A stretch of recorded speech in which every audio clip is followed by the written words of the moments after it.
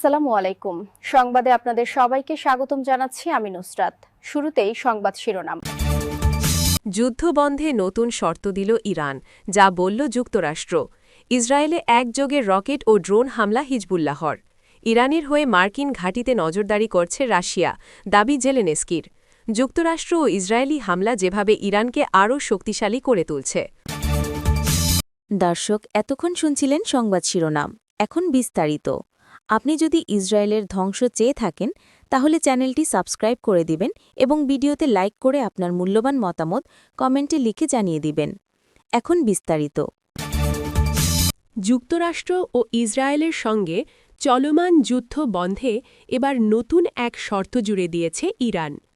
Iran এখন বিশ্বের অন্যতম গুরুত্বপূর্ণ সামুদ্রিক পথ হরমুজ প্রণালীর ওপর নিজেদের পূর্ণ সার্বভৌমত্বের স্বীকৃতি চাইছে।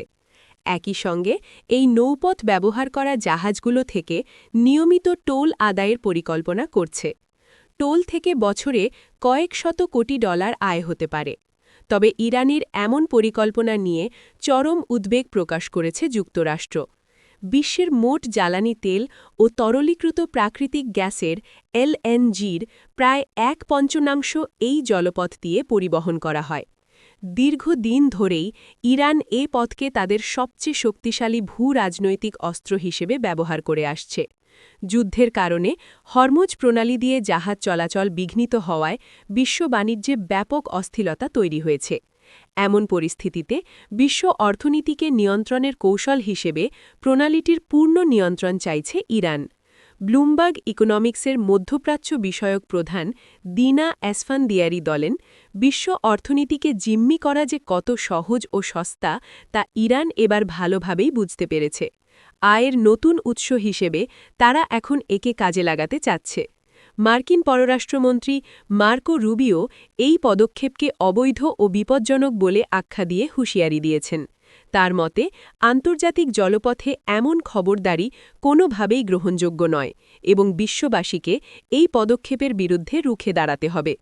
অন্যদিকে ইরানের নতুন সর্বোচ্চ নেতা মুজতবা খামেনি তার প্রথম ভাষণেই স্পষ্ট করে বলেছেন, হরমুজ প্রণালী অবরোধের সুযোগ ইরান কোনোভাবে হাতছাড়া করবে না।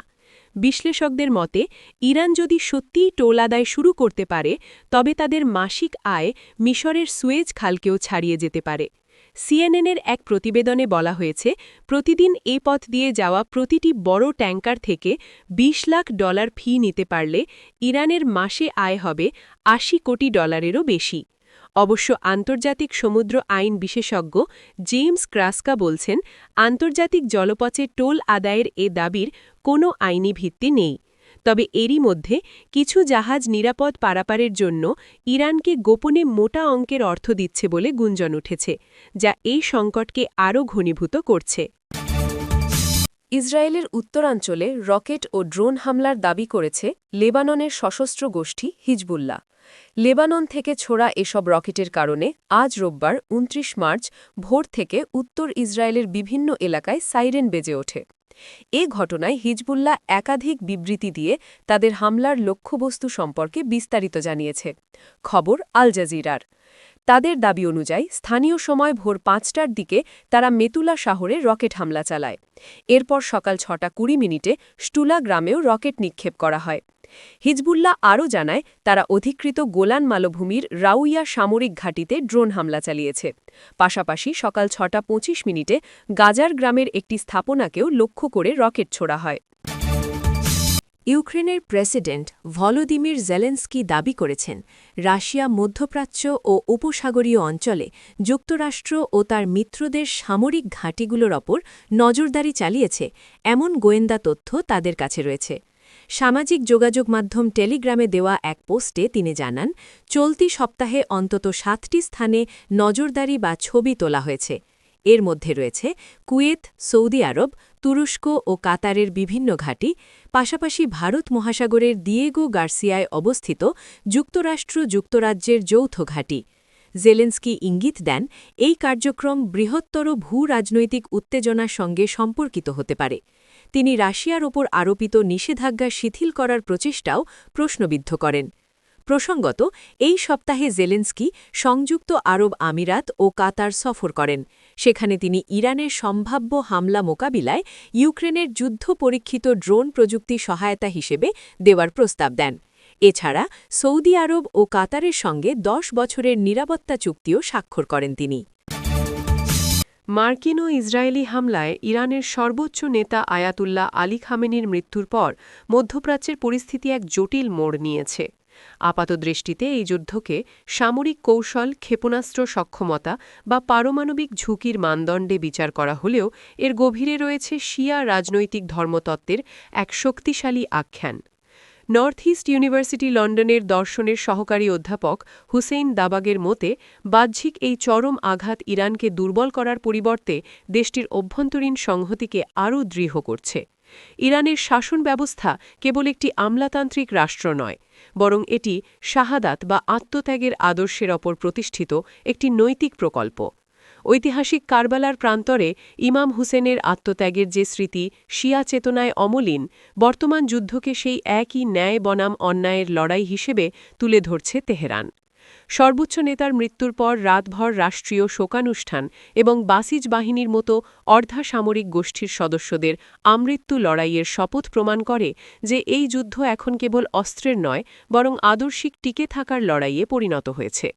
বিশ্লেষকদের মতে পশ্চিমা দেশগুলো মনে করেছিল প্রবল সামরিক চাপ ইরানকে ভেঙে ফেলবে, কিন্তু বাস্তবতা ভিন্ন। বৈদেশিক আক্রমণ ইরানিদের মধ্যে এক ধরনের অবরুদ্ধ মানসিকতা তৈরি করেছে, যা সাধারণ জনগণের ক্ষোভকে অভ্যন্তরীণ অপশাসনের পরিবর্তে বহিরাগত শত্রুর দিকে ঘুরিয়ে দিচ্ছে। এমনকি যারা বর্তমান শাসনের সমালোচক, তারাও জাতীয়তাবাদ এবং সম্মিলিত শাস্তির ভয়ে বিজাতীয় আক্রমণের বিরুদ্ধে রাষ্ট্রের পাশে দাঁড়াচ্ছে।